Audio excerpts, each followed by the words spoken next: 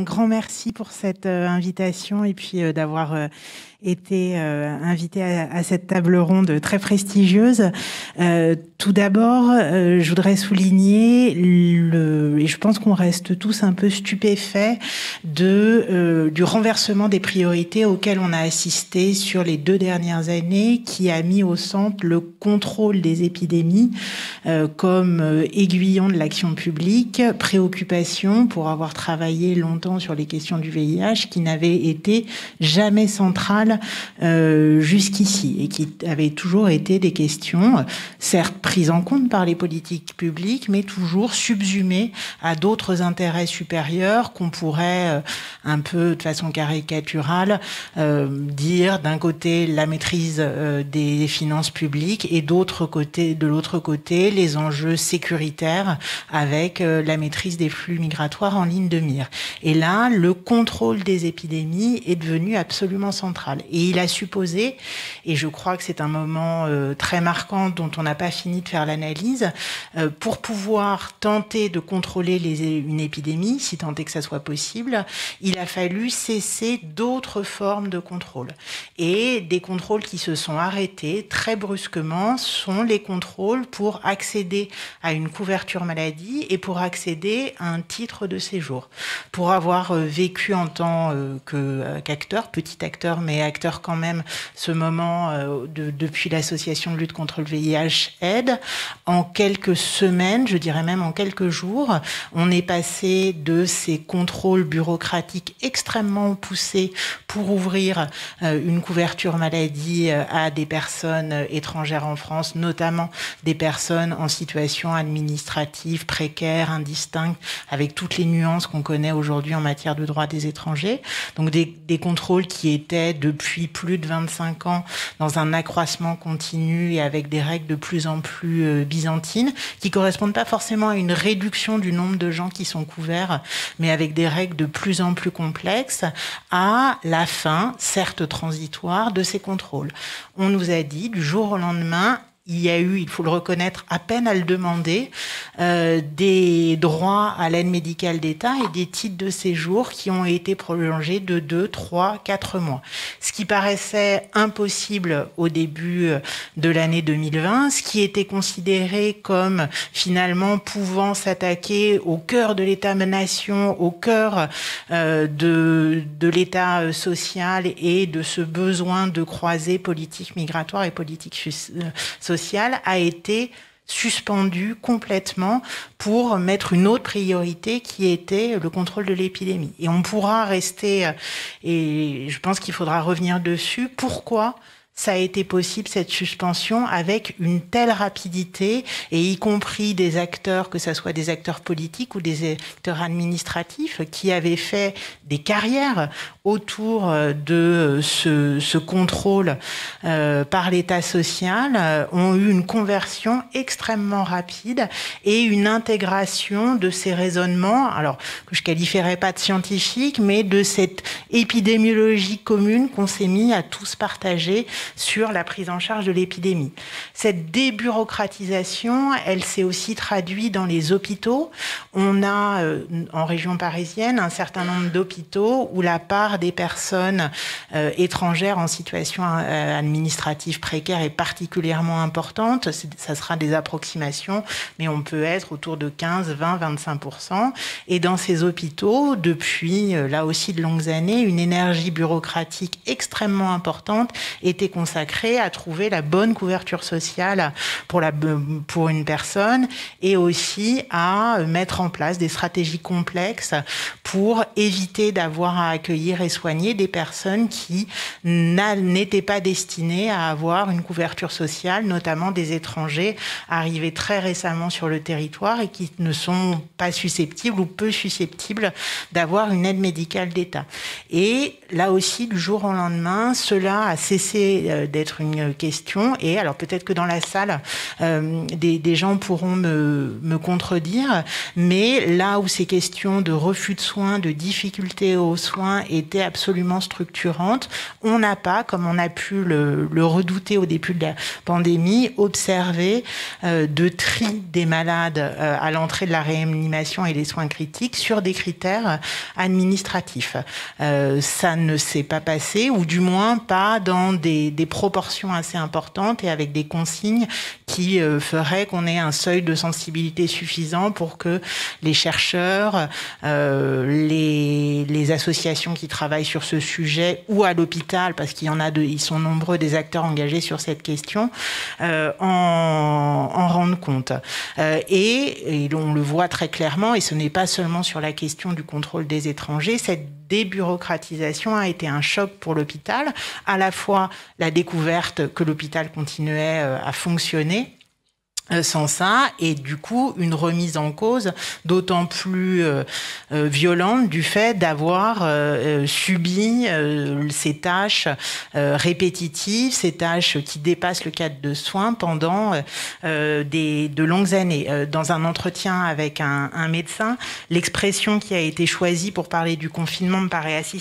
significative, c'est celle de parenthèse à la fois tragique et enchantée.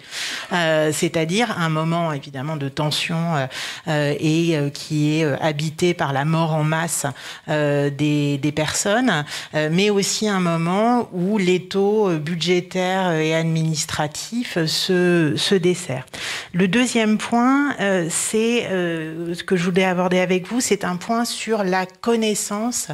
et notamment les connaissances extrêmement fournies et extrêmement précises qui se sont formalisées très rapidement sur la connaissance de l'épidémie, notamment dans les populations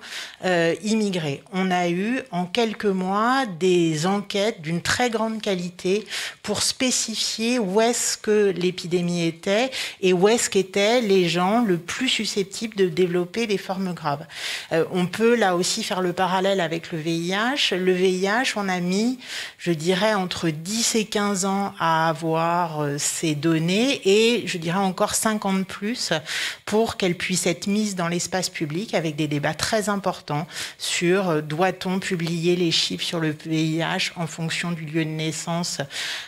ou en fonction de la nationalité. Est-ce que cela ne va pas mener à stigmatiser des communautés ou des groupes? Et on voit que sur l'épidémie de Covid, ça ne s'est pas posé et que très vite, il y a eu des chercheurs, quand on regarde les trajectoires aussi, ils sont beaucoup inspirés par ce qui a pu se faire sur le VIH, mais qui ont fait les études et non seulement, et aussi ont trouvé les moyens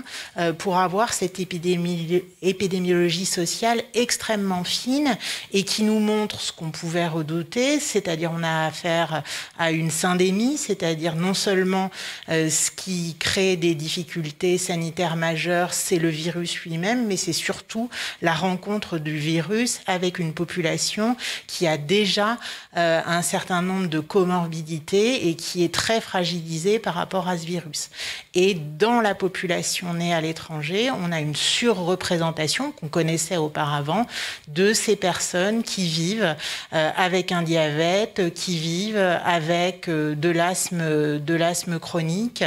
et aussi, et ça, ces études l'ont aussi montré, qui ont des activités professionnelles qui vont les surexposer au virus. Avec, et je pense que là, au-delà des chiffres, il va y avoir un travail très fin d'histoire sociale à faire avec des chaînes de contamination absolument tragiques dans les familles. Combien d'histoires on a déjà, et je pense qu'il faudra envisager de les recueillir de façon systématique, de parcours d'aides-soignantes, d'infirmières qui sont immigrées, qui ont travaillé dans les conditions qu'on sait, sans masque, sans protection, et qui ont rapporté dans leurs logements qui sont plus petits, logements qui sont plus souvent intergénérationnels, le virus, et qui ont conduit à la contamination d'un proche fragile avec parfois des issues tragiques. Les chiffres nous racontent déjà ces histoires. Il y aura une nécessité, et là c'est pas une nécessité de connaissance, c'est aussi une nécessité de reconnaissance, de raconter ces parcours dans les mois et les années qui viennent. Ce qui est marquant, c'est que cette connaissance n'a pas ou très peu amené à une modification des politiques publiques. L'objectif de contrôle de l'épidémie de l'État n'a pas conduit à un objectif, par exemple, de contrôler mieux l'épidémie dans les quartiers où on sait qu'il y a une surreprésentation de ces populations immigrées. On aurait pu imaginer, dans une dystopie aussi angoissante que celle qu'on traverse aujourd'hui,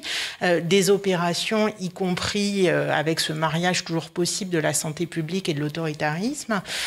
où on ait des brigades de vaccination qui vont dans ces quartiers parce que c'est là qu'il faut aller, les chiffres nous l'ont indiqué. C'est pas du tout ça qui s'est passé. On a une campagne de vaccination assez classique, quoique l'État ayant depuis en France abandonné depuis très longtemps ce type d'action publique, il a fallu réinventer cette technologie de la campagne de vaccination large. Mais le choix qui a été fait a été celle de grands centres de vaccination très bas seuil,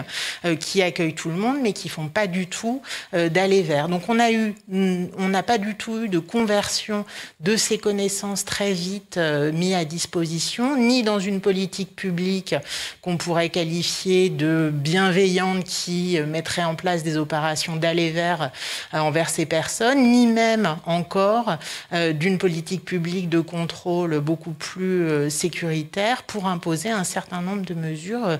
dans ces endroits. La nuance en santé publique entre le bienveillant et l'autoritaire est toujours difficile à définir. Le dernier point que je voudrais aborder pour finir, il reviendra sur la question du cadrage qui a traversé les trois précédentes discussions, c'est le cadrage de la santé des étrangers. Pour travailler depuis maintenant un petit moment sur cette question, la santé des étrangers, c'est, sans qu'on ait à le préciser, la santé des étrangers immigrés vivant en France. Et on s'aperçoit qu'aujourd'hui, la santé des étrangers qui nous intéresse d'un point de vue épidémiologique, c'est la santé des étrangers à l'étranger qui ne migrent pas. Que le destin de l'épidémie, il ne se joue pas, et le destin de ce qui nous arrivera dans les mois qui viennent, il ne se joue pas sur ce qui se passera de façon locale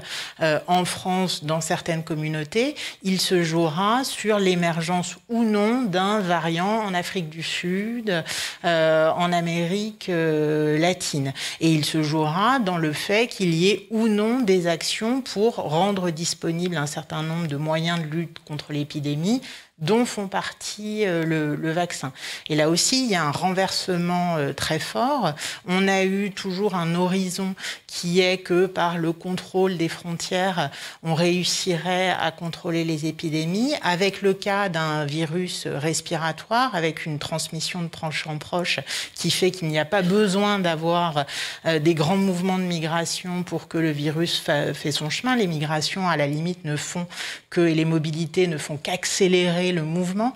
eh bien on s'aperçoit que la santé des étrangers qui intéresse l'épidémie de Covid-19, c'est justement la santé de ceux qui ne migrent pas, qui est une question qui, depuis 25 ans, n'a jamais été intégrée aux politiques de santé publique françaises, qui là aussi sont restées dans ce cadrage national.